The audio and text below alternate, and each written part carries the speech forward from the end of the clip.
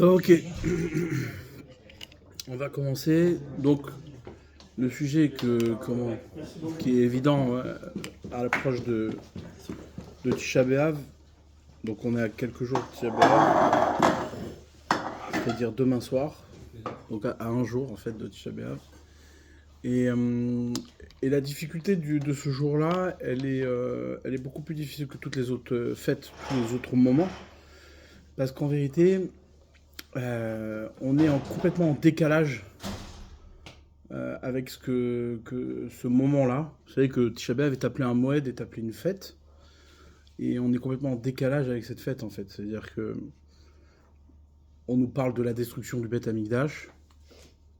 Bon, évidemment, ce que je dis là, c'est des choses qui sont répétées assez souvent, mais il faut essayer d'entendre la problématique d'une autre manière que le simple fait d'avoir détruit un lieu, d'avoir détruit un monument, d'avoir détruit un sanctuaire. C'est sûr que quoique le Beth Amikdash, ça a été un lieu, on va dire, d'une extrême importance pour la Torah, pour le peuple juif, parce que justement, il se trouvait à l'endroit du lieu le plus saint pour le peuple juif, à Yerushalayim, sur le Arabaït, ouais, ce qu'on entend beaucoup parler ces derniers temps. Mais aujourd'hui, ce qui serait nécessaire, prenez un exemple, je sais pas moi, vous avez construit une maison un jour, elle a été détruite. Bon, bah, maintenant que vous avez refait votre vie, il n'est pas obligatoire de la reconstruire. Vous avez fait votre vie autrement et vous avez construit votre relation à votre nouveau monde avec Dieu d'une autre manière. Est-ce qu'un bâtiment, il a besoin d'être reconstruit? En quoi il te manque aujourd'hui? C'est-à-dire, en quoi il est nécessaire? D'autant plus que les pratiques qu'on y faisait là-bas ne sont pas du tout attirantes pour nous. C'est-à-dire, ce qui s'y passait était complètement étranger à ce qu'on fait, à ce qu'on pratique nous au quotidien. Prenez les sacrifices, par exemple, qui était, on va dire, l'activité principale du Beth Amikdash, amener des offrandes. Bon, aujourd'hui, on te dit, voilà, on a des offrandes à amener. Bon, tu le feras parce que c'est une mitzvah, mais c'est pas quelque chose sur lequel tu seras convaincu, comme toutes les mitzvot, d'ailleurs, que l'on fait aujourd'hui. C'est-à-dire, qui s'emballe pour une mitzvah, honnêtement? C'est-à-dire... bon, tu fais la mitzvah parce qu'on t'a demandé de la faire et ça fait partie de ta tradition. Alors, bon, t'essayes de mettre un petit peu de cœur dans ce que tu fais. Mais au bout du compte, c'est pas quelque chose que t'aurais fait avec enthousiasme, avec, en tout cas de manière très personnelle. C'est quelque chose qui est tellement loin de nous, tellement loin. C'est-à-dire, tu nous parles du Beth Amikdash, de quoi tu nous parles? Et le pire, c'est quoi? C'est qu'on nous demande de pleurer là-dessus. C'est un jour de deuil, donc il y a toute une pratique, c'est-à-dire qui précède ce jour-là. Ne pas se laver, la semaine concernée. C'est vraiment une conduite de deuil. Donc la question, c'est de savoir comment on peut faire à un moment donné, c'est-à-dire dans notre vie, pour pas faire semblant. Ouais. C'est bon, ok, on n'a pas pris de douche, on n'a pas, comment dire, c'est désagréable, ouais, mais au bout du compte, t'es pas triste. Ouais, t'es pas triste. Qu'est-ce que représente ce jour-là au bout du... C'est-à-dire, en quoi on arrive à s'accrocher à ce jour-là? Qu'est-ce qu'il a de spécial? Tu me dis, la fête de Pessah. Alors, on arrive un peu plus à s'accrocher. Il y avait des miracles. On arrive intellectuellement à toucher quelque chose. Mais là, ici, on parle pas... C'est pas du tout intellectuel.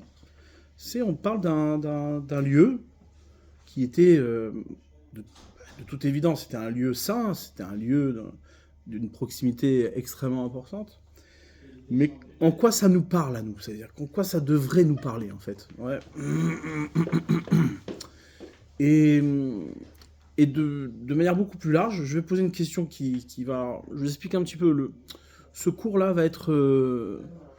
il va vous déranger. Ouais, c'est-à-dire il va vous déranger parce que, effectivement, c'est-à-dire le décalage qu'il y a entre le jour de Tisha B'Av et ce que l'on est nous aujourd'hui, bah, évidemment, il est violent. Ça veut dire, donc, il va vous poser des questions, donc n'hésitez pas à réagir, parce que sinon vous allez partir d'ici fâché avec moi. Non, je rigole. Mais bon, bref, voilà, ce que je vais vous dire maintenant, hein, c'est vraiment une réflexion, c'est vraiment comment dire, quelque chose qui est là pour perturber un petit peu notre quotidien, parce qu'au bout du compte, parler de quelque chose qui s'est passé il y a près de 2000 ans, d'accord, et qui ne symbolise pas simplement des pierres, ouais, juste pour la petite histoire. Il y a un commentateur du Shulchan Aruch qui s'appelle le Rama, d'accord, qui est la partie, on va dire, ashkénaze du Shulchan Aruch. Et le Rama, il a écrit un livre dans lequel il raconte que Platon était l'élève de Yirmiyahu Hanavi. Yirmiyahu Hanavi, c'était le prophète, Jérémie, qui a vécu la destruction du Beth Amikdash. C'est lui qui l'a annoncé. Ouais. Et Platon, voyant Yirmiyahu pleurer sur la destruction du Beth Amikdash, il s'étonne. Il dit Maître, pourquoi vous pleurez sur des pierres, quoi? Il y a quoi à pleurer sur une pierre? Toute cette sagesse pour pleurer sur des pierres. Et Yirmiyahu Hanavi lui a répondu, mais toute la sagesse que tu as entendue, elle vient de ces pierres. Ouais. Donc on comprend bien que la réponse pour nous, elle est, nous on est plus du côté de Platon quelque part, un petit peu. Enfin moi en tout cas, je suis plus de côté de Platon que d'Yirmiyahu Hanavi. C'est-à-dire pourquoi pleurer sur des pierres? Et là, la réponse, elle est perturbante. C'est-à-dire, comment on peut la saisir, cette réponse? C'est-à-dire, nous, à notre niveau, à nous, comment on peut entendre que toute la sagesse que Yirmiyahu Hanavi pouvait enseigner à Platon, qui est quand même un homme intelligent, d'accord? Eh bien, venait des pierres elles-mêmes, venait de ces pierres-là. Ça, c'est un petit peu la question que j'aimerais travailler ce soir. Et une deuxième question qui, moi, me perturbe énormément, c'est de comprendre la démarche d'Hachem. C'est-à-dire, on a un peuple qui se comporte pas bien. Ok, il n'a pas fait ce que Hachem voulait, il n'a pas respecté les mitzvot comme il faut, etc. Et donc, Hachem, qu'est-ce qu'il fait? Il détruit le Beth Amikdash. Ce Beth Amikdash, c'est quand même un lien. C'est-à-dire, c'était le lien qu'on avait avec Dieu à l'époque. Ouais. Et Hachem détruit le Beth Amikdash, pas seulement ça, la destruction du Beth Amikdash s'accompagne évidemment de l'exil. C'est-à-dire que quoi? Le Beth Amikdash est détruit, on est sorti de la terre d'Israël, et on doit partir en exil sur des terres qui ne nous appartiennent pas. Là où on sera étranger. Et la question qui se pose, c'est quand un père punit son enfant, c'est dans l'intérêt de l'enfant. C'est-à-dire qu'il ne se défoule pas sur le gosse. S'il se défoule, c'est que bon, il a besoin d'aller voir quelqu'un qui lui explique comment on fait pour éduquer un gosse. Ouais. Mais donc Dieu, c'est sûr et certain qu'il ne s'est pas défoulé sur le peuple d'Israël. Il n'a pas dit j'en ai marre, je vais casser le Beth Amikdash, je vais les foutre dehors. Non. Ce Horban, chaque destruction qu'il y a dans l'histoire d'Israël est censé, quelque part, nous amener une forme de rectification, nous aider à revenir, en fait, quelque part. Ouais, c'est-à-dire, quand un père punit son fils, c'est pour l'aider, justement, à revenir. Et là, il y a une Gemara, pour, on va dire, certifier ce que je dis, parce qu'on pourrait ne pas être d'accord, mais la Gemara, la Mishnah dans Sota, dit, depuis que le Beth Amikdash a été détruit, il n'y a pas un jour qui passe qui n'est pas pire que la veille. C'est-à-dire chaque jour qui passe, c'est encore pire. On s'éloigne un peu plus. C'est-à-dire notre lien avec Dieu se défait de jour en jour. Alors vous imaginez, 2000 ans d'histoire, évidemment que l'écart, il est énorme. Ouais, une absence totale de relation avec son père, pendant 2000 ans, évidemment qu'à la fin, t'étonnes pas qu'il n'y ait plus personne. Ouais. Et donc la question qui doit nous tracasser, c'est de dire, mais quelle est l'utilité de tout détruire, en fait? C'est-à-dire, t'as un enfant qui se comporte pas bien. Tu vas pas commencer à le dégager et lui dire, bon, vas-y, va avec les bandits et va t'éduquer avec les bandits. Non, tu fais tout pour le garder à côté de toi, parce que sinon, tu sais pas où c'est qu'il va finir. Ouais. Et quand c'est qu'une punition, elle marche, quand c'est qu'une punition, elle a un intérêt, c'est quand l'amour entre le père et le fils, il est fort. Ouais. Parce que justement, le fils veut pas décevoir son père. Donc comme l'amour, il est fort, donc quand son père se met en colère, l'enfant, il est gêné. Il a envie de rectifier, il va demander pardon à son père. Mais au fur et à mesure qu'il y a justement des punitions, l'enfant, au bout d'un moment, il finit par s'habituer. Ouais. Et puis à la fin, qu'est-ce qui se passe? Il dit, bon, ça va, je fais ma vie. Toi, tu penses que tu veux, et moi, je pense que je veux. Et quelque part, au regard de ce qu'on voit aujourd'hui, il est évident, c'est-à-dire, personne ne pourra contredire ça, il est évident que le peuple juif aujourd'hui, il est plus dans la tendance de dire, bon, fous-nous la paix, ouais, que de dire, pardon, désolé, on veut plus recommencer, etc. Ouais, c'est-à-dire, Donc la question qui se pose de manière profonde, c'est-à-dire, quelle est l'utilité du Khorban? Quelle est l'utilité du désastre? Ouais. Et Tisha B'Av, qu'est-ce que c'est? C'est le jour justement où on est censé pleurer sur le désastre. Mais tu peux pas me demander de pleurer sur un désastre alors que ce désastre m'a éduqué justement à m'éloigner de toi. Vous comprenez la question? La question, elle est terrible. Elle fait mal, quoi. C'est-à-dire, au contraire, moi, aujourd'hui, je préférerais que Dieu se manifeste et dit, bon, écoutez, les gars, vous êtes mal comportés, mais maintenant, je suis avec vous, je vous aime. Ah, si tu vois ça, tu dis, génial, fais-nous un petit miracle de temps en temps. Tu vois, un petit loto, un petit machin, un petit truc. On sait qu'on discute, toi et moi, on sait qu'on est en relation. C'est-à-dire, le papa, il est là, ouais. Et ça, c'est une question beaucoup plus générale dans la création. C'est-à-dire, quelle est la relation qu'on a avec Dieu, vraiment? Ouais. Nous, on est dans un monde qui est purement matériel et qui est complètement hermétique à la manifestation du divin. Ouais. Dieu ne se manifeste pas dans le monde. Il se manifeste à travers de ses actions qui sont, elles, pour nous, à nos yeux, on va dire cachées. C'est-à-dire, on ne voit pas que c'est lui qui intervient. Ouais. Nous, on se l'imagine d'un point de vue intellectuel, mais on ne le voit pas. D'accord? Donc, dans notre relation au divin, au quotidien, comment ça se passe? Comment Hachem, il peut se manifester dans notre quotidien? Si ce n'est que, de temps en temps, te dire ça c'est bien ce que tu as fait, ça c'est pas bien. Ouais, c'est ce que les sages posent comme principe, ouais, qui est un principe de foi, tout simple. C'est de dire, bah, si tu te comportes comme je veux, alors tu seras récompensé. Si tu ne te comportes pas comme je veux, alors tu seras puni. Ce qu'on appelle srar veonesh, c'est-à-dire la récompense et la punition, sont en vérité des comportements qui maintiennent le lien. Ok? Maintenant, si demain la récompense et la punition disparaissent, c'est-à-dire qu'on ne comprend même pas pourquoi on a ça ou ça, c'est-à-dire au bout du compte, on peut très bien dire que c'est le monde qui fonctionne comme ça, et que soit on est noir, soit on est chanceux, mais c'est-à-dire, et on ne peut pas dire que ceux qui ont de la chance, ce sont les religieux, et ceux qui n'ont pas de chance, ce sont les non-religieux. Aujourd'hui, tout ça, ça n'existe plus. C'est-à-dire, à nos yeux, en tout cas, on ne peut pas dire que la justice, elle est bien faite. Ouais. Donc, à quoi tu peux te raccrocher, en fait? Dans ta relation à Hachem, où elle se manifeste? Dans quoi? Ah oui, tu peux tomber dans le discours et dire, voilà, c'est génial. Tu peux remercier surtout, mais tu peux aussi regarder tout l'éloignement que tu peux avoir aussi au quotidien. C'est-à-dire, qu'est-ce qui va trancher dans ta vie? Ouais. Et c'est ça qu'on nous demande, c'est-à-dire, nous, en tant que juifs. On nous dit, voilà, depuis le Talmud Torah, on te dit, il y a Dieu qui a créé le monde, Dieu il t'a donné la Torah, etc. Tu dois faire les mitzvot, Hachem il attend de toi quelque chose. Je veux bien, mais où? Quoi? Comment? Cette relation, elle s'établit à quel moment? Alors si c'est moi qui fixe les choses, bah c'est ma relation avec moi-même. C'est pas une relation avec Dieu. Ouais. D'accord? Et ça, c'est quelque chose qui devrait tracasser en vérité chacun. C'est-à-dire, tu te lèves le matin, tu fais semblant. Tu vas à la Sina, d'accord? Tu vas à la Sina, tu mets les tefilines, tu pries, ou alors tu vas pas à la Sina, tu fais autre chose, j'en sais rien, tu fais Shabbat, truc. Le méchané, peu importe la mitzvah que tu vas faire. Ouais. Toute la relation que tu as avec Dieu, en fait, c'est toi qui te l'inventes. Parce qu'à quel moment tu as une véritable relation avec lui? D'accord? Donc, ça veut dire, Tisha B'Av, c'est ce rendez-vous qui, au bout du compte, vient te poser la question toute l'année, mais en fait, t'es où? À quel endroit tu vis avec Dieu, toi? Ouais. Même dans le quotidien de nos mitzvot, c'est-à-dire on peut être religieux toute l'année. Mais le religieux, il arrive à Tisha B'Av, on va lui dire, c'est pas ce qu'il fout là. Tout va bien, j'étudie bien, je suis à la yeshiva, j'ai un beth midrash, j'écoute des cours, je grandis spirituellement, en tout cas c'est ce que j'ai l'impression de faire. Pourquoi tu veux que j'arrive à un jour où je pleure? Je pleure de quoi? Tout va bien.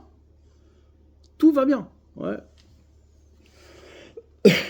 Cette question-là, est-ce qu'elle fait mal? C'est-à-dire, normalement, c'est une question qui doit déranger. C'est-à-dire, ok, tu t'appliques à la Torah au mitzvot, mais où Hachem se manifeste dans ton quotidien? Et en vérité, je posais la question à l'envers. C'est-à-dire que quelque part, si cette question-là, elle n'existe pas, ouais, eh bien, ça veut dire qu'au bout du compte, tu es enfermé dans autre chose. C'est-à-dire, ce que tu fais n'est pas une relation avec Dieu. C'est autre chose. Ça peut être une relation avec Dieu pour ton bien à toi, comme toi tu l'imagines. Ouais, ça vient combler certaines réalités, certains manques que l'on peut avoir, spirituels ou affectifs. Ouais, tout le monde pourra te rétorquer la même chose. C'est-à-dire, tu prendras les intellectuels qui te diront, Ouais, non, mais Dieu, c'est ton imaginaire, c'est ce que tu as besoin. Chacun, il crée ses besoins spirituels en fonction de sa vie, de ses épreuves. C'est peut-être tes épreuves qui ont inventé Dieu. Ce que je vous dis maintenant, c'est pas une question de émouna, c'est pas une question de foi. Ouais. La foi, c'est quelque chose qui est précédent. Ça n'a rien à voir avec ça. Ce que je suis en train de parler là maintenant, c'est la relation qu'on a avec lui. À quel moment tu es en relation avec lui? Ouais. Donc cette question-là, on va la mettre de côté. Et on va essayer de définir les choses, c'est-à-dire comment elles ont progressé jusqu'à aujourd'hui. C'est-à-dire qu'il faut bien comprendre. 2000 ans d'histoire, c'est, je sais pas moi, à peu près une génération, c'est une vingtaine d'années, entre 20 et 30 ans. D'accord? 2000 ans divisé par 30, ça fait combien? 200 divisé par 3, ça fait... Hein? 70, à peu près. 70 générations, d'accord? En 70 générations, vous imaginez chaque génération comment ça évolue. C'est-à-dire chaque génération, depuis la destruction du Beth Amikdash, qui était comment dire, un lien très fort avec Dieu, 70 générations, pam, pam, pam, pam. Et il n'y a pas un jour qui s'est passé qui n'était pas pire que la veille, d'accord? Ça, c'est le témoignage de la Mishnah, et ce que nos sages veulent nous enseigner. Donc en quoi tu peux venir ici avec des arguments? Dieu, il arrive, il dit, ouais les gars, vous êtes écartés de moi. Merci, t'étais absent pendant 2000 ans. C'est-à-dire, de quoi tu parles? Ok. Vous comprenez la difficulté qu'on a. En tout cas, moi je parle pour moi. Ouais. Ce soir je vais parler pour moi, comme ça, si je dis une bêtise, ou en tout cas c'est trop dur à supporter, comment dire, ce sera sur mon compte. Ouais. C'est-à-dire, je viens à Tisha B'Av, je me demande sur quoi je dois pleurer. Sur des pierres, je suis pas capable. Sur un sanctuaire, Beth Amikdash que j'ai pas vécu, je suis pas capable. J'y arrive pas. Donc quel est le problème? Alors on va céder des Chachamim. Les Chachamim, il y a Rabbi Eliezer dans la Gemara. La Gemara, elle ramène que quoi? Rabbi Eliezer, il dit Kol Mishen Bodea, tout celui qui n'a pas de Déa, on va définir ce que c'est. Tout celui qui n'a pas de Déa, Keilou, c'est comme si le Beth Amikdash avait été détruit dans ses jours. Ouais. Et Kol Mishiesh Bodea, l'inverse, tout celui qui a, oui, de la Déa, alors c'est comme si le Beth Amikdash avait été construit dans ses jours. Que signifie le Déa? Déa en hébreu, Da'at, c'est la connaissance. Mais avec une petite, différence. En français, ça donne pas forcément la même chose. Da'at, c'est un lien. C'est-à-dire, la connaissance, c'est un lien avec les choses. C'est-à-dire que quoi? Que tu connais un objet, je donne un exemple d'un objet, l'objet, tu le connais véritablement, que si tu as un lien avec lui. Ouais. La connaissance, c'est un lien de vie. C'est-à-dire que quoi? Un lien existentiel. Si l'objet que je connais, eh ben, il peut ne pas exister, il ne fait pas partie de ma connaissance. C'est juste une distraction temporelle, ouais, mais au bout du compte, elle n'existe pas vraiment. Quand c'est qu'une chose existe vraiment, c'est existentiel, c'est-à-dire c'est quelque chose qui est essentiel dans la vie, c'est à partir du moment où toi et cet objet, vous existez ensemble. Vous ne pouvez pas vous défaire. Ouais, c'est ce que dit d'ailleurs la Torah. Quand un homme se marie avec une femme, c'est marqué, Vayeda et Travaishto, il a connu sa femme. C'est quoi? Il a connu sa femme. Il s'est lié à elle de manière existentielle. C'est-à-dire que quoi, que si sa femme disparaît, lui aussi disparaît. Il ne peut plus se concevoir. Ouais. Très bien. Regardez même aujourd'hui, par exemple, on peut prendre un exemple. On ne peut pas concevoir un monde dans lequel le soleil ne se lève pas. Ouais. Ça fait partie de notre connaissance. Si demain il se lève pas, ouais, t'es pas là. Chaque objet de notre connaissance, c'est un lien. Ce qu'on appelle un chibour, une connexion. D'accord? Ça, c'est la connaissance. Donc maintenant, on reprend le terme de Rabbi Eliezer. Rabbi Eliezer nous dit, Kolmi shiesh bodea, tout celui qui a de la connaissance, c'est-à-dire qui a véritablement un lien avec le monde, c'est comme si le Beth Amikdash avait été construit de son vivant. Et là, on voit une petite fenêtre. C'est-à-dire que quoi? Qu'en vérité, le Beth Amikdash, au moment où le Beth Amikdash était construit, eh bien, le Beth Amikdash te donnait la possibilité d'avoir un lien avec le monde. D'être connecté avec le monde de la bonne manière. Chaque chose était inscrite dans ta connaissance. Je donne un exemple bête. Aujourd'hui, il y a plein de choses qu'on exclut de notre connaissance. On va rencontrer des personnes, on dit, bon, cette personne, elle n'existe pas à mes yeux. Je ne la compte pas, même pas elle est calculée. Ouais. Je donne pour illustrer un petit peu l'idée. Ouais. Une fois, j'étais à un Sheva Brachot. Je raconte souvent cette histoire parce qu'elle m'a marqué. Une fois, j'étais à un Sheva Brachot avec un rav qui a fait un discours. C'était des périodes, évidemment, des périodes où, on va dire, qui se répètent assez souvent. Ouais, on n'en a pas connu beaucoup d'autres, pas comme celle-là. C'est-à-dire que voilà, il nous dit, il ramène une Gemara qui laisserait entendre que Dieu regrette d'avoir créé les musulmans, les Arabes. Alors, je dis, comment tu peux dire une chose pareille? C'est complètement absurde. C'est quoi il a regretté? Il dit, oui, ils servent à rien. Ils servent à rien. Bon. Alors bon, tu veux être raciste, sois raciste, je sais pas, t'aimes pas les Arabes, mais tu peux pas dire des bêtises. Ouais, c'est ton problème. Mais dire une bêtise du point de vue du sechel, de l'intellect, c'est pas possible. C'est-à-dire quoi, Hachem, il a créé quelque chose que ça fait pas partie de ta connaissance. Non, ça n'existe pas, ils servent à rien. C'est-à-dire, ça, c'est l'illustration de quelqu'un qui n'a pas de DA. Quelqu'un qui n'a pas de connaissance. Sa connaissance, elle est zéro. S'il y avait eu le Beth Amikdash, ouais, il n'aurait pas pu penser comme ça. Pourquoi? Parce que le Beth Amikdash, c'est la concentration de toutes les existences. C'est-à-dire, toutes les existences trouvent leur place par le biais du Beth Amikdash. Comment? On verra après. Mais ce sanctuaire, ce lieu, ouais, comme il disait Yirmiyahu à Platon, dans ces pierres sont inscrites la connaissance de toute chose.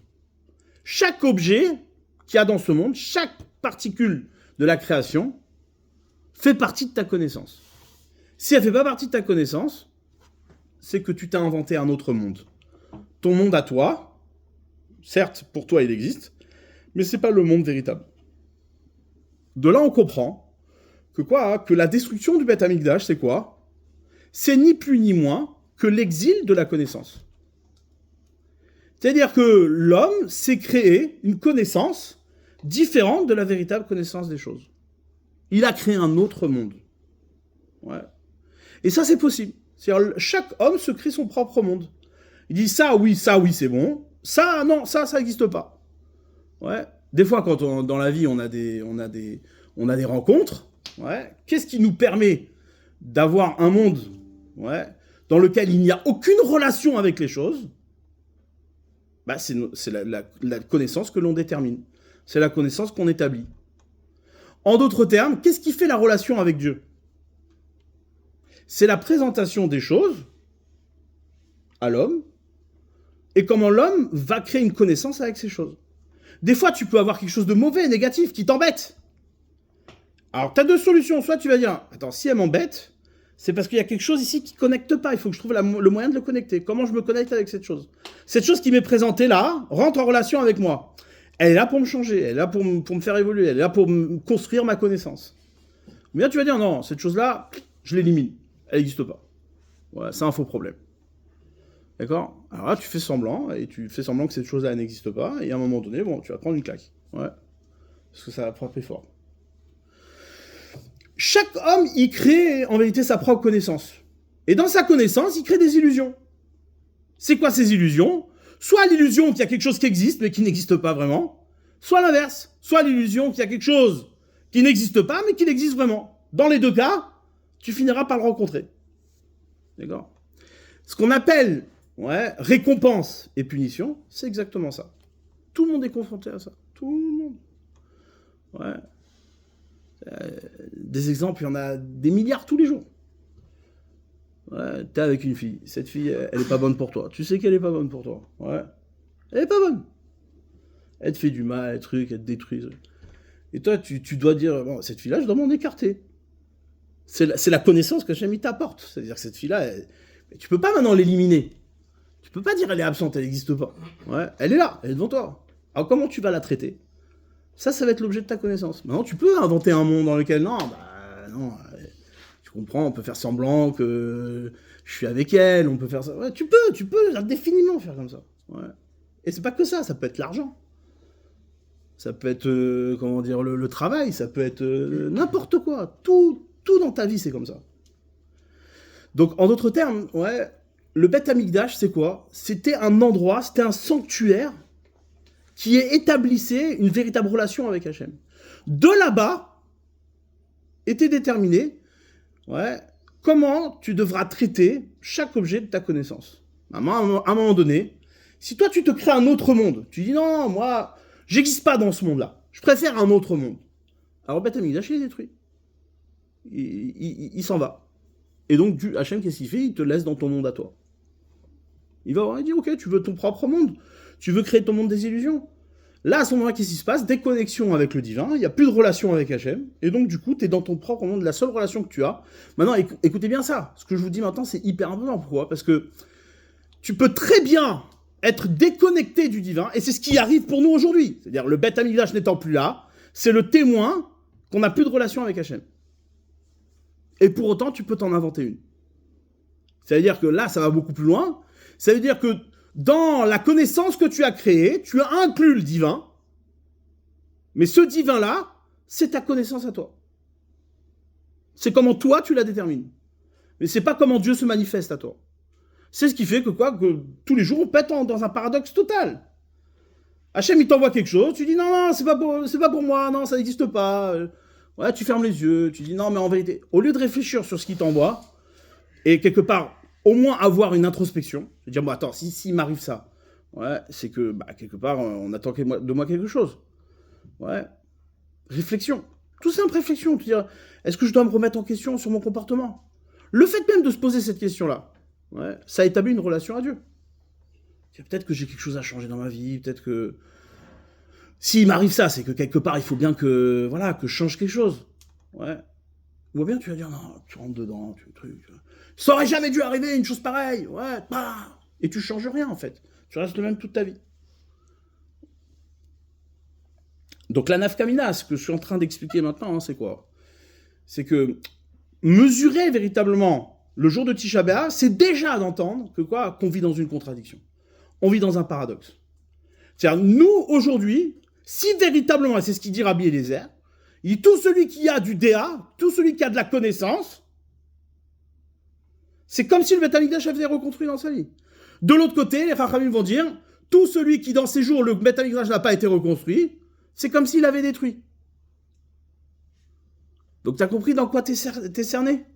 C'est-à-dire que, quelque part, si tu avais vraiment de la déa, si ta connaissance était juste, si ta relation avec Dieu, elle existait, le Beth Amikdash serait là. Il serait devant toi. Ce qui fait que le Beth Amikdash n'est pas là, c'est que tu n'as plus de relation avec Dieu. Ouais. Donc une fois qu'on a compris ça, ça veut dire que, quelque part, la question est beaucoup plus forte. L'impact est beaucoup plus grand. Tu peux plus faire semblant que tu as une relation avec Dieu. T'en as pas. Le Beth Amikdash, c'est le témoin que t'en as pas. Ok, alors ça veut dire quoi? Ça veut dire qu'on est foutu. Non, ça veut dire que tout ce que tu as à reconstruire, c'est une relation avec Dieu. Et tant que le Beth Amikdash n'est pas reconstruit, c'est ça que tu as à faire. Comment tu fais dans ton quotidien pour faire en sorte que véritablement, il y a bien une communication entre Dieu et toi? Maintenant, sache une chose, c'est quoi? C'est que tant qu'il n'est pas là, le Beth Amikdash, alors tu es encore dans l'illusion de créer une relation avec lui. Si tant est que tu y penses. Ouais. C'est-à-dire qu'il y en a beaucoup qui y pensent même pas. Il y en a beaucoup qui y pensent même pas. Et je vais essayer d'illustrer ça, c'est de manière concrète dans notre quotidien. Ouais, on va donner des exemples.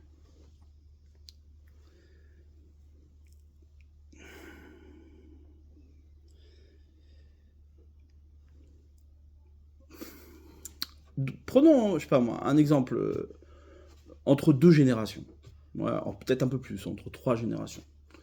Notre génération à nous et la génération d'avant la Shoah. D'accord? Vous imaginez bien que le monde d'avant la Shoah et le monde qu'on a aujourd'hui, évidemment, il y a eu un événement majeur, ouais, mais la connexion que le peuple juif avait avant la Shoah n'est pas du tout la même que la connexion qu'on a aujourd'hui. Ouais. Pas du tout. C'est-à-dire, ça n'a strictement rien à voir. Ouais. Pour des raisons qui sont multiples. Ça peut être des raisons culturelles, ça peut être des raisons, comment dire, spirituelles, ça peut être des raisons matérielles, ouais. Il y a plein. Évidemment que la pauvreté des gens avant et l'aisance que l'on a aujourd'hui, bah, est déterminante. Mais si on réfléchit peut-être à l'envers, ouais, peut-être justement que l'aisance que l'on a aujourd'hui, ouais, elle est significative justement, elle vient te révéler véritablement le degré de la relation que tu as avec Dieu. Ouais. Il y a un Mahamar, il y a une parole des sages qui dit la chose suivante. Lo avdu avodazara, ouais, les anciens n'ont pratiqué la avodazara, ils ont pratiqué l'idolâtrie, et là les attirent la Mariot, seulement pour se permettre la débauche. Cette phrase-là, elle est bizarre. Ils se sont permis l'idolâtrie seulement pour se permettre la débauche. Quel rapport entre les deux? C'est-à-dire, comprenez bien le mouvement. En vérité, ils ne voulaient pas faire de l'idolâtrie. Ils ne voulaient pas servir de dieux étrangers. Ouais. Seulement, qu'est-ce qui se passe? Pourquoi ils ont servi des dieux étrangers? Pas parce qu'ils pensaient que ça avait du sens. C'est juste que grâce à ça, ils pourront accéder à la débauche. Chose qu'ils ne pourraient pas se permettre avant d'avoir pratiqué l'idolâtrie. Comment ça marche? Vous savez, tous les jours dans le schéma, vous dites ouais, que vous ne vous écarterez pas, ouais, après vos yeux et après votre cœur. Vos yeux, bah, ils sont attirés par des choses, donc on se laisse entraîner par nos yeux. Et on se laisse aussi entraîner par nos émotions, notre cœur, nos envies, nos désirs. Maintenant, Enechem, nos yeux, c'est quoi? Ouais, c'est l'etava, le désir, le plaisir, la débauche. Ouais, on est attiré par le... Et le cœur, c'est quoi, hein? C'est la avodazara, c'est l'idolâtrie, c'est la minute, c'est l'hérésie. Ouais. Maintenant, pourquoi l'hérésie ne serait pas, comment dire, attirante en elle-même? Ouais. Quand on vient te dire, tu n'as fait d'idolâtrie que pour te permettre la débauche. En vérité, regardez bien. Ouais. Et ça, c'est le passage le plus important. Restez accrochés quelques minutes. Et peut-être que quoi que ça servira. Comment dire, la débauche, c'est la connexion qu'on a choisie avec le monde. Ouais. Quelqu'un qui, comment dire, quand on parle de débauche, on parle de quoi? On parle d'une connexion qui n'est pas la bonne. Ouais. Tu pars avec des femmes interdites. Dieu, il a permis certaines femmes, et il interdit d'autres femmes. Maintenant, quand toi, tu vas te connecter avec une femme qui t'a pas permise, c'est qu'en vérité, tu veux créer un lien avec les choses qui est différent que celui que Dieu veut te donner. Ouais. C'est un peu l'exemple, c'est la définition même de pourquoi un juif ne peut pas se marier avec une non-juive. Pas parce que la non-juive, c'est-à-dire nous on a l'habitude, ouais, de dire ouais, c'est comment dire, c'est faire des différences entre les races, machin, etc. Ça n'a rien à voir. C'est juste avec quel monde tu veux te connecter, c'est tout. Dans quel monde tu veux te connecter?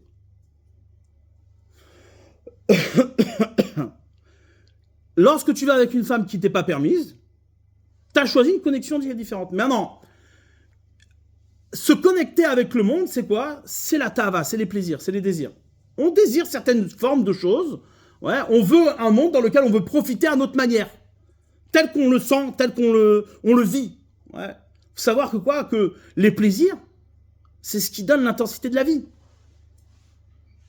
Ce sur quoi tu prends plaisir, c'est là-bas où tu vis. C'est là-bas où elle est ta connaissance. D'accord? Demain, ta connaissance, elle est connectée à autre chose, tu ne pourras pas prendre plaisir avec cette chose-là. Ouais. Maintenant, tant que quoi, que ta tête, dans ton sechel, dans ton intellect, elle définit que ton Dieu, c'est Hachem, tu peux pas te permettre de te connecter avec autre chose. C'est une trahison. Mais maintenant que quoi, que toi, tu viens, tu dis, non, moi, en vérité, je reconnais Hachem, ouais, dans le soleil. Ah, Dieu, il est vraiment très puissant à travers le soleil. Dieu, il est très puissant à travers l'argent. Ouais. Regarde la force, la puissance qu'il a mis dans l'argent. Tu peux construire des choses extraordinaires. Donc d'un coup, tu deviens un religieux. Tu es toujours le même religieux. Mais seulement, hein, cette religion, tu es allé la chercher, tu l'as déviée un peu, et tu es allé la voir dans quelque chose qui se manifeste en dehors du divin. C'est ce qu'on appelle l'idolâtrie. Ouais. Comme ça, nos sages ils définissent l'idolâtrie. 3e génération, Enoch, qu'est-ce qui se passe? C'est pas qu'il a renié Dieu. Il n'a pas renié Dieu. Il a vu dans le monde, dans la création, il a vu la puissance de Dieu. Ouais, on raconte avec le Chafetz Chaim qu'une fois, il y a eu une éclipse. D'ailleurs, je crois cet été, il y a une grosse éclipse, ouais. Proche 98%, je crois. Un truc comme ça, un truc c'est important d'y être. Là, il y a le Chafetz Chaim, ouais. Une fois, il y avait une grosse éclipse. C'est-à-dire que la lune a caché le soleil. Et il a fait sortir toute sa yeshiva, 300 élèves, pour aller assister à cette éclipse. Alors, les élèves, ils ont dit, ouais, génial, le Chafetz Chaim était tout content. Et il dit, mais bon, pourquoi tu nous as interrompus dans notre étude pour aller voir une éclipse? Il dit, sache une chose, c'est quoi hein? C'est qu'il existait un jour, il existait des moments où il y avait des civilisations qui pensaient que c'était Dieu. Le soleil était Dieu. Et là, aujourd'hui, on a vu que c'était pas Dieu, parce qu'il a été caché par la lune. Ouais. Bah, évidemment, toi, tu dis, bon, le Chafetz Chaim, il a disjoncté. C'est-à-dire, qu'est-ce qu'il a? Personne ne croit en ça aujourd'hui. Personne. Mais la raison pour laquelle tu crois pas en ça, c'est parce que, Bichlal, toi, t'as pas de connexion avec Dieu. T'as pas de relation avec Dieu, donc tu peux pas imaginer que Dieu, il est quelque part. C'est-à-dire, même l'idée que Dieu traverse la création, c'est quelque chose qui ne vient pas à l'esprit. C'est la raison pour laquelle tu peux même pas le penser dans la création. Le seul moment où tu y penses, c'est comme quelque chose d'abstrait, de très loin, ou d'intéressant pour toi. Ouais. Tant que t'as pas déformé ta relation à Dieu, tu peux pas te permettre de te connecter à des choses qui sont étrangères à Dieu. Par contre, là où t'as dévié, et c'est là où c'est intéressant, c'est-à-dire que tu peux dévier ta relation à Dieu sans pour autant être un coffre, sans être un hérétique forcément. Ouais, tu dis, ouais, t'as vu quand même, c'est puissant Dieu ce qu'il a fait dans le monde. Ouais, tu peux dire, regarde, il y a plein de gens comme ça, ouais. Il y a même des gens qui vont te dire, non mais regarde, cette femme-là, elle est mieux qu'une juive. Ouais, elle respecte tout ce que je fais. Ouais. Elle me laisse faire Shabbat, elle me laisse manger kasher. Dans tout, c'est comme ça. Tu dis, non mais attends, regarde, je t'explique. Là maintenant, ouais, en prenant cet argent-là, ouais, eh ben, je vais pouvoir construire des yeshivot, je vais pouvoir, aider la Torah, subvenir aux besoins des nécessiteux. Ouais. Du coup, bah, Dieu, il n'a pas donné cet argent-là pour rien. S'il a fait réussir là-bas, c'est que quelque part. Une fois que tu as dit ça, tu as créé un autre monde. Et tes connexions deviennent différentes. Là-bas, la débauche, elle est permise. Pourquoi? Parce que tu t'attaches à des choses qui sont étrangères. Et donc, du coup, tu t'es créé un monde dans lequel tu t'es isolé. Du coup, ta relation à Dieu, elle a disparu. Et c'est exactement ça, hein. En vérité, chaque génération, ce qui se passe, c'est quoi? C'est une forme de déconnexion. On réinstalle, c'est-à-dire on réinitialise notre pensée. On réinitialise notre connaissance. Ouais. Et à chaque fois dans cette connaissance, il peut avoir l'idée de Dieu, il peut avoir l'idée de la mitzvah, il peut avoir l'idée de la religiosité, il peut avoir plein de choses. Ouais. Seulement, Dieu, il n'est pas dans ton monde. Et souvent, on se pose cette question. On se dit, attends, le type, il étudie toute la journée, et à la fin, il vole. Il se fait choper, il a volé. Ouais. Comment c'est possible, ce paradoxe? C'est très simple, c'est évident. C'est-à-dire qu'il est dans le même problème que tout le monde a. C'est qu'en vérité, il n'a pas de relation à Dieu. C'est tout. Sa relation à Dieu, elle est tellement flétrie qu'en vérité, ouais, il crée des connexions qui font qu'il est sorti de la connaissance du monde. Ouais. Du coup, le jour de Tisha B'Av, c'est quoi? Il y a marqué, quelle est l'origine de Tisha B'Av? L'origine de Tisha B'Av, c'est le jour où les explorateurs sont revenus, ouais, de la visite d'Israël. Que représente la terre d'Israël? C'est quoi la terre d'Israël? La terre d'Israël, c'est la connexion du monde avec Dieu, c'est ça. C'est un lieu qu'Hachem il a réservé, qui est matériel, à partir duquel, ouais, tu vas pratiquer la Torah et les mitzvot. Là-bas, c'est le lieu où tu feras la Torah et les mitzvot. Et c'est là-bas que matériellement, elles vont se connecter. Ouais. Cet endroit-là, c'est l'endroit que Hachem il a choisi. Même pire que ça. Je donne un petit secret. Il y a marqué, vous savez, il y a un épisode dans la Torah qui est un peu difficile à comprendre. Il y a marqué que les anges, au moment de Noach, un peu avant, les anges, les Néphilim, ouais, ils sont descendus sur la terre. Il y a les anges, ils sont arrivés, ils se moquaient de l'homme. Ils disent, ouais, l'homme c'est un fauteur, tout ça. Il est, comment dire, pourquoi tu t'intéresses à lui? Pourquoi c'est la centralité de la création et du monde? Ouais. Et il dit, écoutez, ça y est, c'est réglé, on avait déjà jugé cette affaire. On a dit qu'on crée l'homme et, comment dire, c'est lui le centre. Et il dit, ouais, mais regarde comment il se comporte, c'est des nuls. Il dit, ok, d'accord, alors vous savez quoi? Vous allez descendre sur Terre et on va voir ce que vous allez devenir. Maintenant, les anges, ils descendent sur Terre, qu'est-ce qui se passe? Ils sont attirés par les belles femmes. Donc, il y a les anges et les femmes, ouais, qui se mettent ensemble, et ils vont avoir des géants. Marquez quoi? Qu'ils vont enfanter des géants et des êtres de démesure. Ouais. Et tout le monde pose la question, il dit, c'est quoi ça? Un ange, il a pas Yetzirah. Un ange, il peut pas être attiré par une femme. Ouais, il peut pas être attiré par la matérialité. Il dit, si. Pourquoi? Parce qu'en vérité, un ange, c'est pas quand il est attiré par la femme, il n'est pas attiré par la débauche, il n'est pas attiré par la dérive. Ce qui l'attire, c'est quoi? C'est la dimension spirituelle qu'il y a dans la matérialité. C'est-à-dire que quoi? Qu'il y a dans le corps une possibilité d'accueillir la parole d'Hachem d'une manière tellement forte et tellement puissante que quoi que c'est enivrant. Pour un homme qui voit pas la vérité, qui voit pas aussi bien qu'un ange, bah il est moins attiré. Il est attiré, mais il est moins attiré. Pour lui, il y a une résistance, il y a un travail. Mais un ange qui, lui, est complètement dévoué à Dieu, est complètement connecté au divin, quand il voit la matière, quand on lui donne accès à la matière, il ne peut pas résister. Il y court, il fonce, il donne toute son énergie. Ce qui fait que quoi? Que les anges ont eu des relations avec le monde. Pas parce qu'ils étaient pervertis, pas parce qu'il y a eu une tentation, mais parce qu'ils ont vu toute la spiritualité qui était cachée dans la matérialité. La matière, c'est celui qui est capable d'accueillir la parole d'Hachem. C'est là-bas que nous, on a une relation avec cette parole. On nous parle, Dieu nous parle à partir de notre corps, à partir de notre matière. Et donc, comment nous, on va juger, comment on va créer dans notre relation à notre corps une déa, une connaissance. Maintenant, c'est marqué que quand les Meraglim ils sont arrivés sur la terre d'Eretz Israël, c'est marqué Ve'anephilim ayu ba'aretz. Ces mêmes Néphilim-là, qui étaient à l'origine et qui ont été complètement attirés par la matière, ouais, eh bien, ils étaient sur la terre d'Eretz Israël. Donc, les explorateurs, qu'est-ce qu'ils ont vu? Ils ont vu les descendants de ces anges sur cette terre. Mais qu'est-ce qu'ils foutaient là-bas? Ils ne pouvaient pas aller ailleurs. Pourquoi ils étaient sur la terre d'Eretz Israël? En réalité, la Torah vient nous révéler un secret. C'est quoi? C'est que la terre d'Israël, elle renferme tous les secrets de la connexion au divin. La matérialité de cette terre, elle est enivrante. C'est pour ça que la débauche, elle est forte là-bas. Et c'est pas par hasard si la capitale de la débauche, elle est là-bas, du monde. Ouais. Vous savez que y a un gars, il m'a raconté, il est parti, c'est un gars qui voyage pour faire du business. Il est parti au Japon.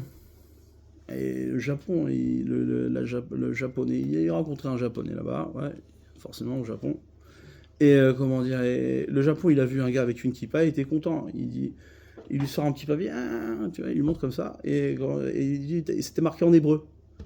Et il était tout content de lui montrer une pancarte en hébreu. Et dessus, sur la pancarte en hébreu, il y avait marqué invitation pour la parade, la guéprade de l'année à Tel Aviv. Ouais.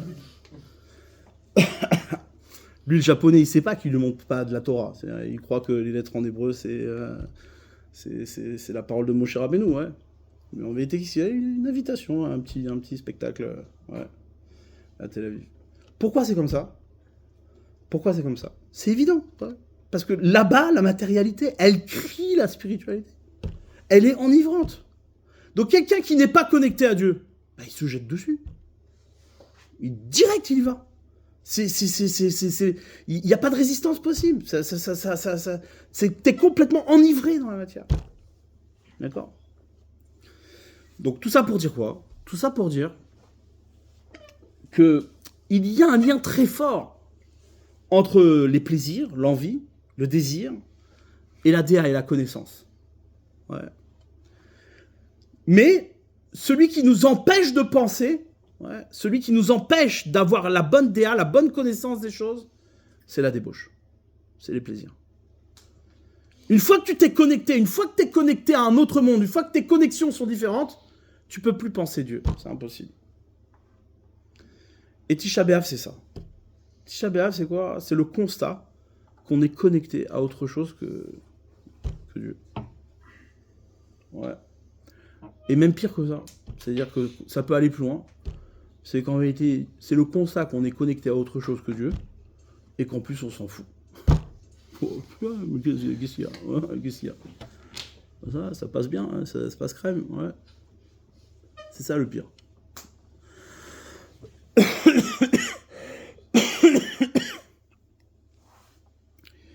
Ouais. Prenez un exemple bête. Ouais, ce que je vous dis, ça va être très provocateur, mais c'est pas grave, on est là pour ça. En même temps, je suis pas là pour me faire des amis. Moi, je suis là juste pour faire réfléchir. D'accord. Depuis la Shoah, ouais. Vous savez qu'avant, juste avant la Shoah, je vous raconte une petite histoire. Il y a beaucoup de témoignages. Ouais. Quand la guerre de 39-45, elle approchait, le Chafetz Chaim, il est mort en 33. Ouais. Il est mort en 33. Et une dizaine d'années avant, il commençait déjà à avertir. Une fois, c'est un certain élève, un élève à lui qui raconte ça, le Rav Schwab, ouais, qui est parti aux États-Unis après.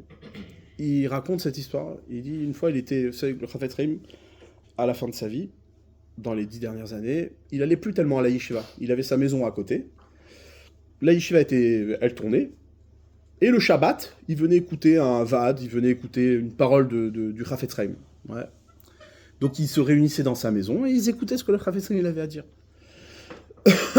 Et une fois, ouais, c'était à peu près 10 ans avant son départ, 1925.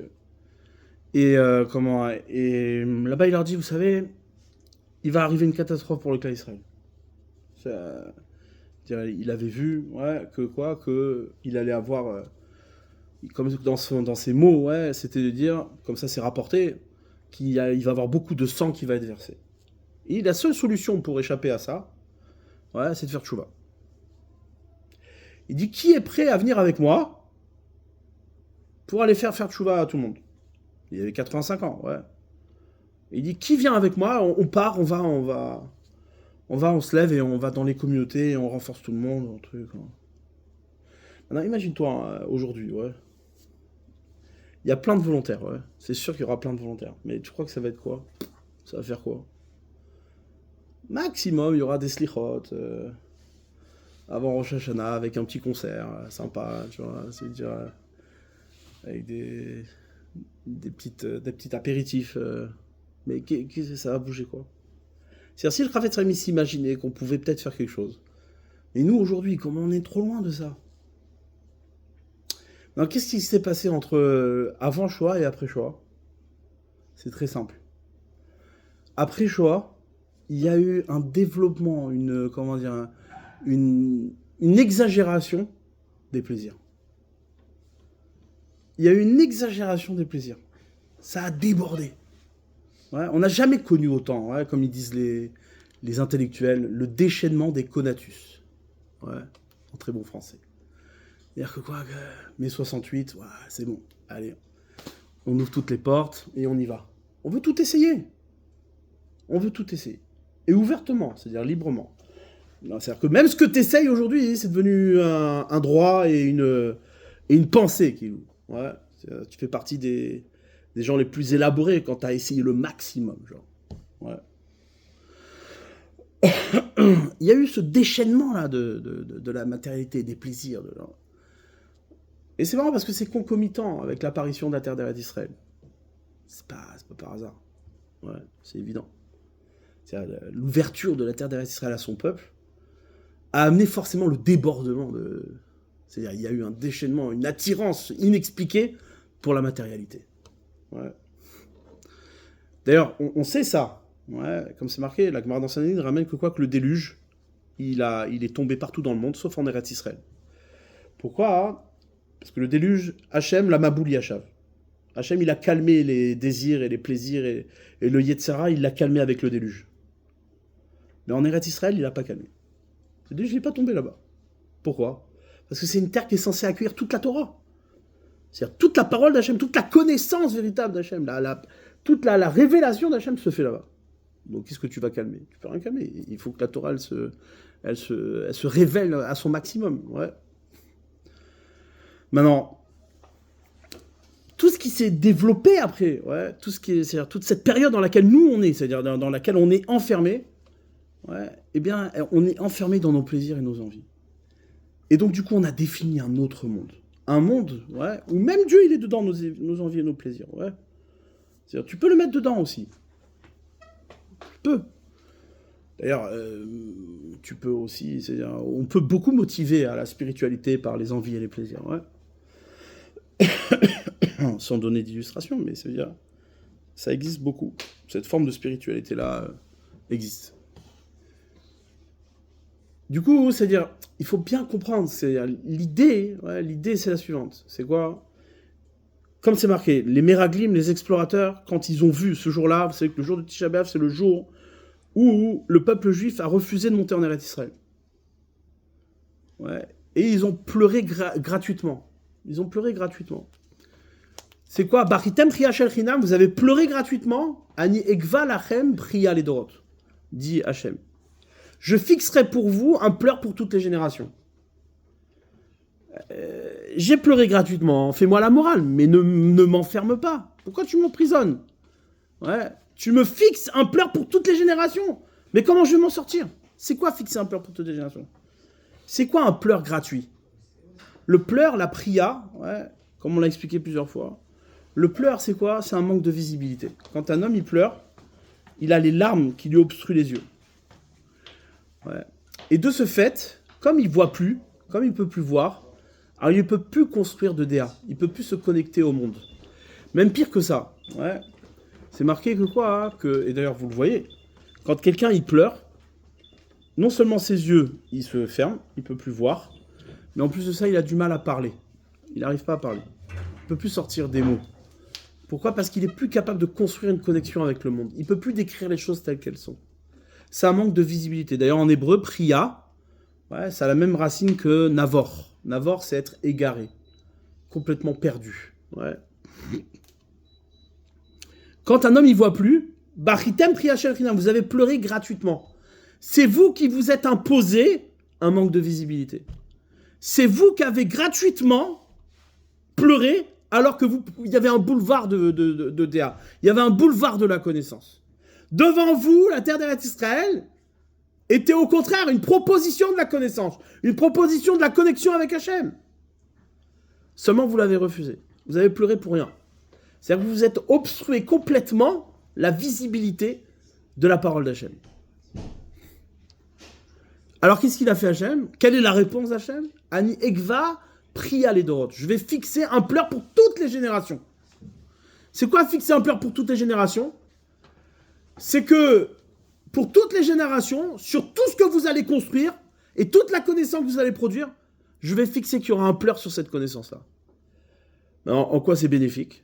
La réponse est très simple, c'est bénéfique. Pourquoi? Parce que Hachem ne laissera jamais une autre connaissance s'installer sans que ça finisse par un pleur. C'est-à-dire toutes les connaissances que tu pourras produire, toutes les propositions que tu donneras seront toujours, elles aboutisseront toujours à l'échec de la connaissance. Ouais. Et vous allez dire, c'est catastrophique. Mais au contraire, c'est la seule chance qu'on a de se reconnecter avec Dieu. C'est-à-dire que toutes les propositions que tu feras, et c'est ça l'entêtement de l'exil, l'entêtement de l'homme à proposer autre chose. Ouais. Il y a des choses que j'aimerais dire, mais je me retiens un peu.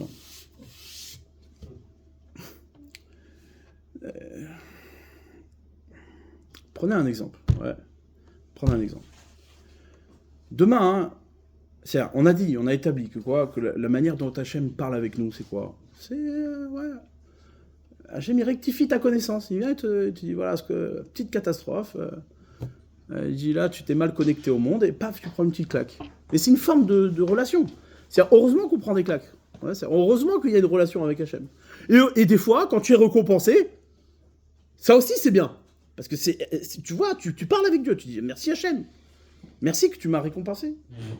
Et tu dis merci aussi que tu m'as mis une claque, tu m'as rectifié. Ouais. Maintenant, tu peux très bien dire merci Hachem, tu peux être en relation avec lui, mais tu peux être complètement dans autre chose. Ouais. Hachem, il t'envoie, tu dis, bah, c'est normal. Je fais les mitzvot, je suis un mec bien. Ouais. Donc, du coup, ça confirme encore ta connaissance qui est erronée. Et le jour où tu as un problème, tu dis, ah, Hachem, il m'éprouve parce qu'il m'aime. Ouais.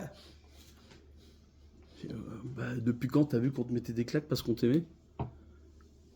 Seulement ça? Seulement pour ça? Ouais.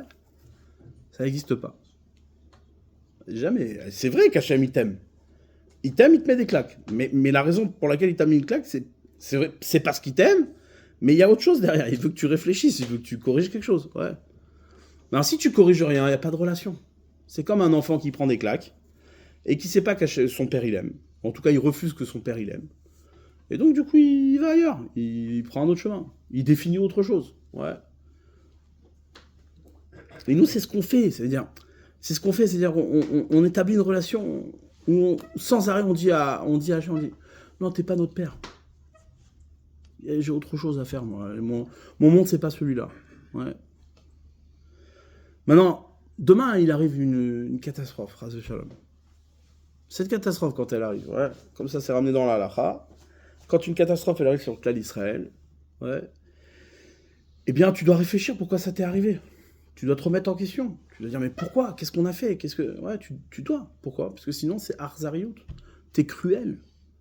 Parce que si tu te remets pas en question, si tu changes pas, t'essaies pas de trouver la raison, ouais, eh bien, qu'est-ce qui va se passer? Tu amènes de la cruauté parce que tu continues dans ce chemin-là et ça va se reproduire.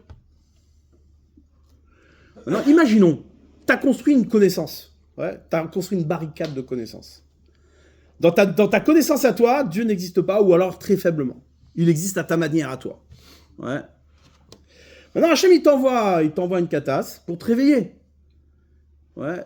Et au contraire, ce qui t'arrive là, tu l'utilises pour dire, ah, c'est le Mashiach qui arrive. Ah, tout va bien. On est sur le bon chemin, le Mashiach arrive. Ouais. Continuons comme ça. Faisons la guerre, on va gagner. Ça, c'est psychiatrique. Mais vraiment, je rigole pas. Ça, c'est psychiatrique. C'est-à-dire qu'un type quand il raisonne comme ça, c'est qu'il est malade. C'est dangereux de réfléchir comme ça. Parce que t'amènes tout le monde à la catastrophe. Hachem, il est en train de te dire, mec, le Mashiach, s'il devait venir, ouais, il serait déjà vu si t'étais un mec bien, ouais. Si tout allait bien pour toi, il serait là.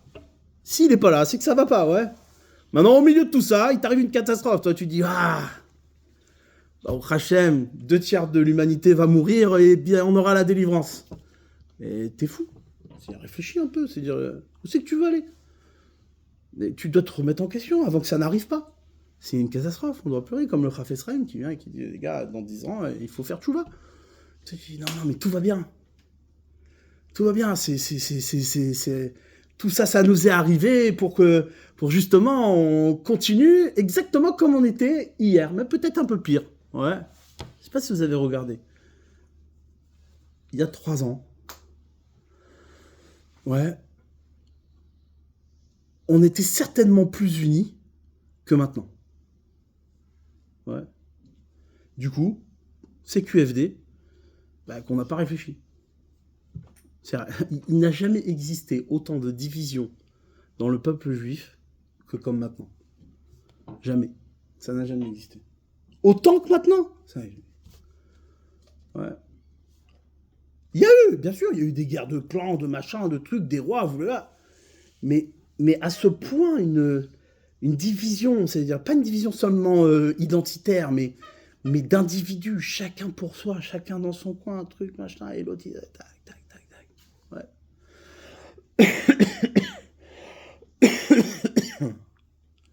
Donc maintenant, regardez bien, ce à quoi je voulais vous amener dans la réflexion, c'est quoi? C'est que si demain il t'arrive quelque chose, et que toi tu renforces ton identité juive, ouais, tu renforces ton identité juive. Par exemple, il y a un type, je sais pas moi, il a créé une émission qui s'appelle Vendredi tout est permis. Ouais. Donc forcément, vendredi soir, problématique. Maintenant, le gars, 7 octobre, il arrive. Ouais. Il prend une claque dans sa tête. Comme tout le monde. D'accord? Et bien, il dit, j'ai découvert que j'étais juif. C'est magnifique. C'est beau. Ouais. Tu dis, ouais, c'est génial. Ok, mais d'accord, de quel juif tu parles? De quel juif tu parles? Tu as découvert que tu étais juif, mais de quel juif? Peut-être qu'on n'a pas la même définition du juif, toi et moi. Maintenant, imagine-toi, quand Hachem, il veut t'amener quelque part, ouais, c'est pas un jugement ce que je dis, je veux juste que vous compreniez ce que je dis. Si Hachem, il veut t'amener quelque part, donc il va te corriger, il va dire, non, mais moi, ce que je veux, c'est te ramener à la Torah, à ce que je veux. Ouais, Hachem, il dit, voilà, je veux que tu fasses Shabbat, je veux que tu manges kasher, je veux que tu quittes ta non-juive. Ouais.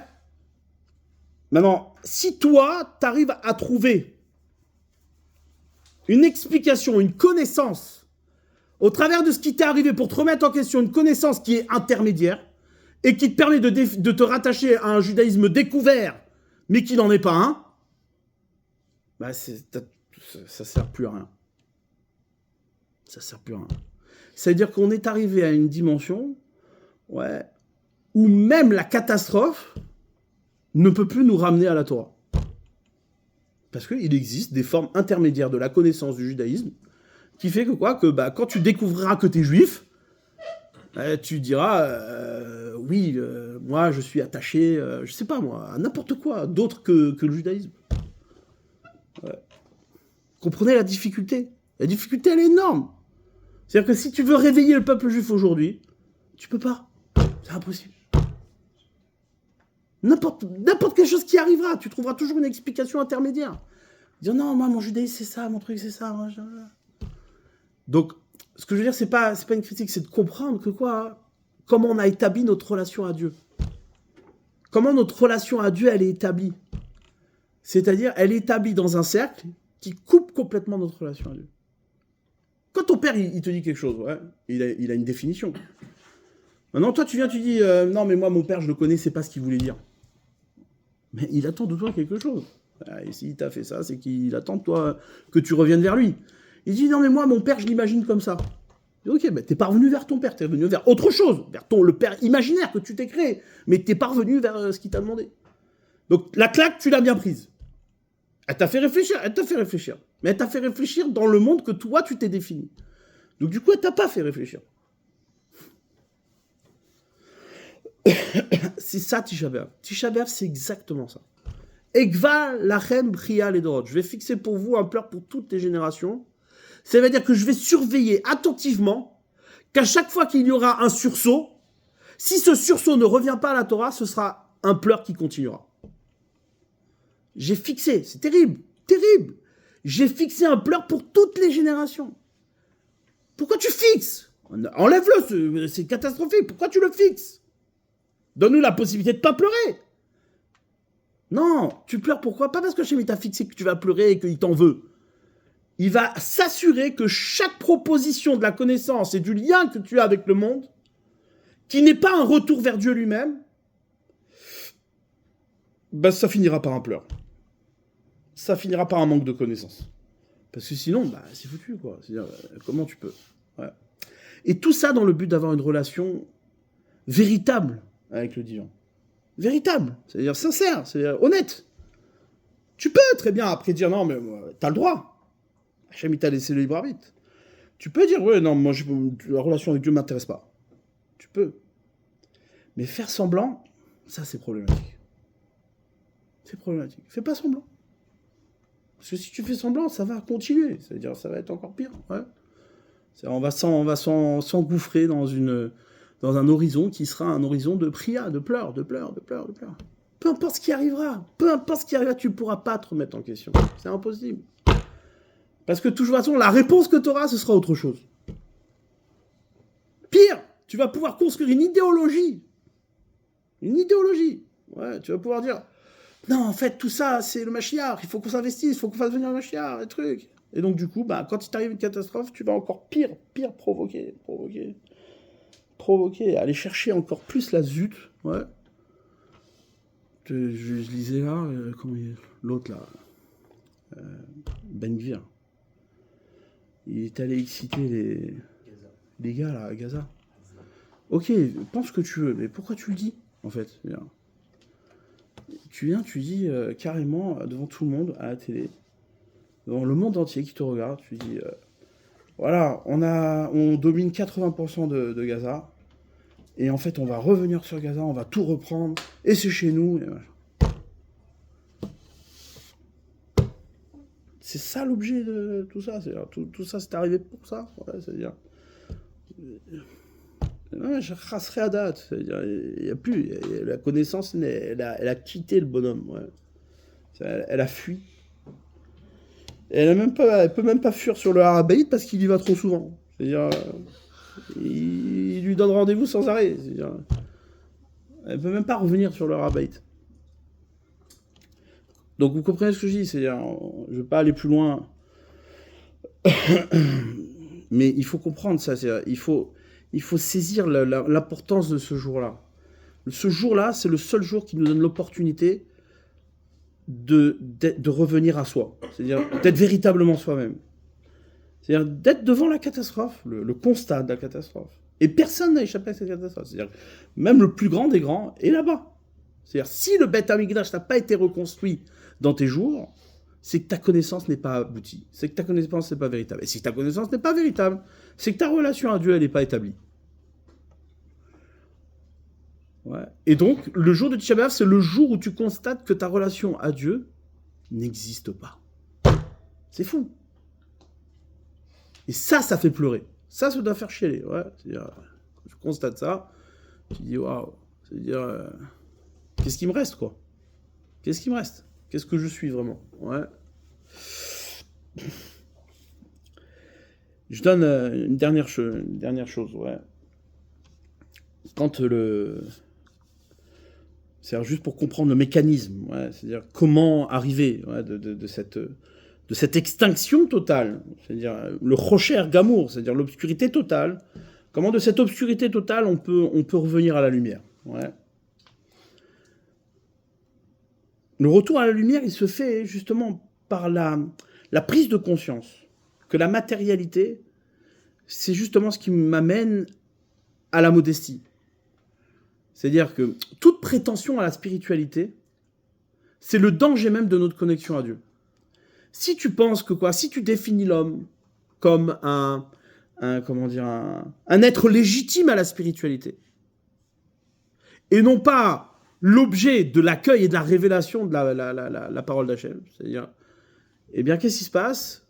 Si tu penses être légitime, alors à ce moment-là, toute ta spiritualité, elle s'adapte à ce que tu penses toi, à ce que tu es toi. C'est pour ça que la modestie est extrêmement importante. C'est marqué que quand Aman, c'est l'ennemi juré d'Israël, c'est-à-dire celui qui déteste le plus Israël. C'est Hitler. Ouais. Aman, il tire au sort. Sur quoi il tombe? Il tombe sur la date de la mort de Moshe Rabbeinu. Il est content. Moshe Rabbeinu, c'est l'origine de la révélation du peuple juif, ouais, de la parole d'Hachem. Donc du coup, le jour de la mort de Moshe Rabbeinu ne peut pas être une meilleure date pour l'extinction du peuple juif. Maintenant, il a fait une erreur, nous dit la Gemara. Quelle était son erreur? C'est qu'il est né le même jour que sa mort. Donc dit Rashi, Kedai Aleda, Lechaper Alamita. Ouais. Sa naissance est valable, c'est-à-dire elle a la force de pardonner sa mort, sa disparition. Ça veut dire. Pourquoi la naissance, elle pardonne la disparition? La disparition, c'est justement l'extinction de la connaissance. Mais quand tu comprends que l'extinction de ta connaissance est révélatrice de la naissance de ta connaissance, parce que tu sais très bien que la connaissance peut te quitter de la même manière qu'elle t'a habité. C'est-à-dire que Dieu, il te l'a donné, la connaissance. C'est lui qui te la donne. L'objet de la connaissance, c'est le don de la connaissance d'Hachem.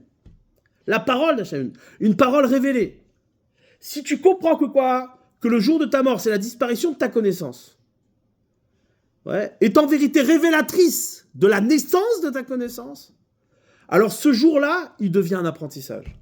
Ce jour-là, il devient lumière, il devient révélation. D'accord? Kedai aleda lechaper lamita. Lorsque Rabbi Elchanan Wasserman, qui était le Gadol Hador, savoir que que si Rabbi Elchanan n'avait pas été tué par les nazis, ouais, eh bien, hein, il aurait été le dirigeant de la génération. Le monde aurait été très différent. Ouais. C'est marqué lui et son fils. Ouais. Rabbi Elchanan était l'élève principal du Chafetz Chaim, et son fils Naphtali c'était ouais, les grands de la génération. Seulement, qu'est-ce qui s'est passé? Les nazis les ont attrapés, ouais, et ils les ont amenés pour être fusillés. Lui et ses élèves. Donc dans ses élèves, il y avait son fils, il y avait 2 de ses fils, ouais, et d'autres élèves. Maintenant, hein, au moment où il allait se faire fusiller, il voit l'événement arriver. Qu'est-ce que tu fais? Tu dis, ah, ils mourront pas. Ouais. Tu prends un couteau, mourir pour mourir, je me les fais tous. Ouais. Il est hors de question que je baisse la tête. Et à la fin, qu'est-ce qui se passe? Ah, t'es mort. T'as rien laissé, t'es juste un guerrier, quoi. Ouais. Maintenant, bon, Rabbi Elchanan, il n'a pas fait ça, ouais. Rabbi Elchanan, qu'est-ce qu'il a fait? Il a dit aux nazis, il dit, écoutez, laissez-moi, je vous en prie, donnez-moi 10 minutes, je veux parler à mes élèves avant d'être fusillé. Et ici, il a fait, les nazis lui ont accordé, c'était des Lituaniens qui étaient au service des nazis, donc les Lituaniens lui ont accordé 10 minutes, il s'est enfermé avec ses élèves, et il leur a expliqué. Il dit, ouais, approximativement, je vous dis de mémoire, mais le texte existe. Ouais, ce texte-là, il a été rapporté par un élève à lui qui s'appelle Rav Ashri, ouais, qui lui a été fusillé lui aussi, au 9e fort, ouais, il a été fusillé, mais il s'est mis en dessous, il s'est caché en dessous les cadavres, et quand les nazis sont partis, il a pu fuir. C'est le seul survivant. Donc du coup, il a pu raconter. Et donc, à ce moment-là, qu'est-ce qui se passe? Il raconte à ses élèves. Rabbi Elchanan, il leur dit, vous savez, qu'anirait, il semblerait que dans le ciel, on nous considère comme des tzadikim. Et qu'on a été choisis pour être des sacrifices pour Hachem. Ouais. Ce moment-là, il ne faut surtout pas le bafouer, le détériorer. C'est un moment de connaissance qu'il ne faut surtout pas trahir. Donc ne faites pas rentrer de mauvaises pensées. Concentrez-vous sur le Kiddush Hashem, sur la sanctification du nom divin. Ouais. Venez, on va et on sanctifie Hashem. On accepte ce que Hashem nous envoie, avec honneur. Et si on fait ça, le feu qui brûlera nos os, je dis approximativement, ouais, le feu qui brûlera nos os, ouais, sera le feu qui fera renaître le judaïsme d'après-guerre.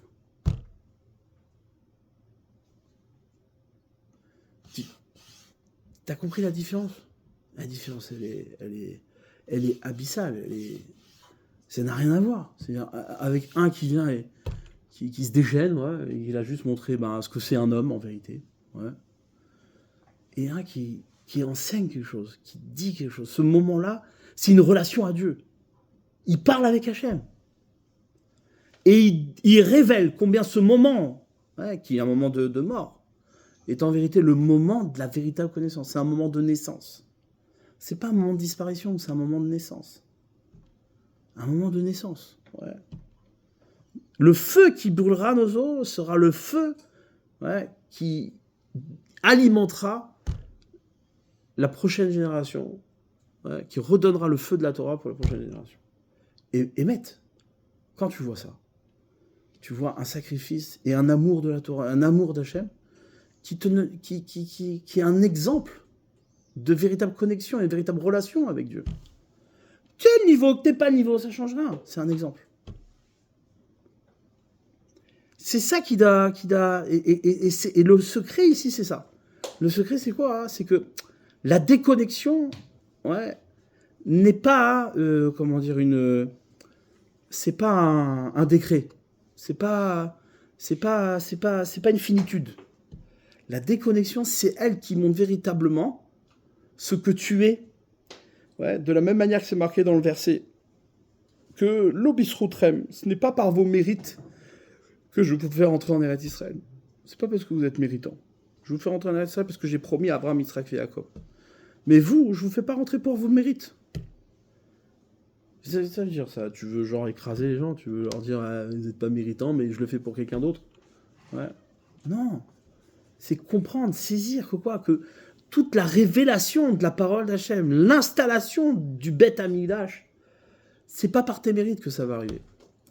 C'est la seule chose qui va faire que ça revienne, c'est ta modestie. C'est cette conscience totale et véritable que si Hachem s'installe, ouais, c'est parce que tu es entièrement dévoué à cette connaissance. Autrement, c'est de la tava. C'est un détour, c'est une tricherie, c'est une falsification de la connaissance. C'est un autre judaïsme, ouais. Je trouve ça tellement dommage qu'un type, il se réveille, qui dit « j'ai découvert qu'il était juif » et qu'il ne sache pas ce que c'est être juif. C'est tellement dommage. Il y a un réveil. Chaval. Il aurait fallu qu'il se réveille au bon endroit, quoi. Ça aurait été tellement bénéfique. Ouais. Alors chacun son chemin. Peut-être que c'est un réveil pour un autre, mais ça prend du temps. Ouais. Mais Kitsour, pour conclure, Tisha B'Av, c'est vraiment le jour, ouais, qui manifeste véritablement qu'on est déconnecté. Il n'y a plus rien. Il n'y a pas de relation à Dieu, elle n'est pas là. Elle n'est pas là. Maintenant, est-ce que c'est déprimant? Est-ce que c'est... Oui, ça l'est. C'est catastrophique? Oui, ça l'est. Mais c'est ça qui nous permettra justement de reconstruire une véritable connaissance d'Hachem, parce que tu ne vas pas mélanger ta connaissance précédente et tous les défauts de la connaissance que tu as construite. Ça ne viendra pas perturber la renaissance de cette connaissance. Tu pourras être connecté pleinement à la proposition de la connaissance qu'Hachem te fait au quotidien. Grâce à Tisha B'Av, tu peux sortir de là-bas et te connecter véritablement avec ce que Hachem te propose. C'est une réinitialisation de ta connaissance. C'est ça, Tisha B'Av. Tov.